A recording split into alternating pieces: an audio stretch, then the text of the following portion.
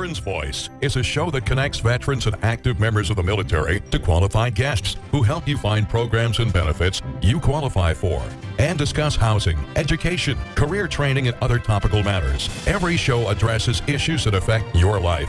Each week, Veterans Voice will begin with a story from one of our veterans about his or her experiences in the military. We want to thank these veterans for sharing these stories with us.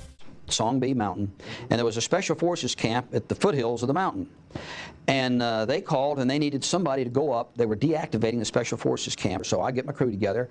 We flew up and we landed, and they load up all the wood. Well, we just kind of eyeballed it, and we didn't do takeoff data the way we do in the States. We just add power and keep your fingers crossed, and that was the Air Commando way. So the loadmasters loaded up, but now the lumber is wet, and we didn't know it. They didn't apparently know it or didn't care, and so we get up and we go max power as we do on the short run. We release the brakes and boy, off we go, heading down the runway, and we get to about time to lift off the nose wheel. The air speeds up to such and such. I think takeoff is 110 knots or something, and pull back on the yoke, and it just keeps riding. And so I'm pushing my white knuckle takeoff, they call it. You're pushing on this throttle like pushing any harder is going to help. It's already to the stop, but you're just pushing as hard as you can, and you're not saying anything. You're looking at the airspeed, you're looking at the runway, you're looking at the airspeed, and I'm pulling back on the yoke, and the airplane does not want to fly, and I don't know why.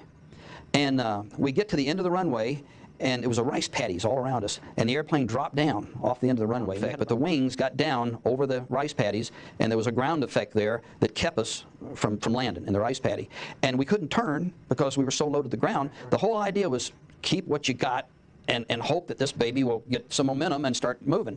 And we look ahead of us, and there was this the shack, this grass-roofed shack, and I kept thinking, there's people in there maybe, and we're going to crash if we hit it, and I'm trying to ease it up without stalling and crashing. So I nurture this thing up, and we just clipped the top of the shack, and when we landed at Saigon, there was in the pitot tube, the air indicator, there was grass, there was straw, and in the relief tube, this funnel thing that we peed in back in the back, where it hung out the bottom, there was grass. And to this day, I don't know if there's anybody's in that building. We just nicked the top of it.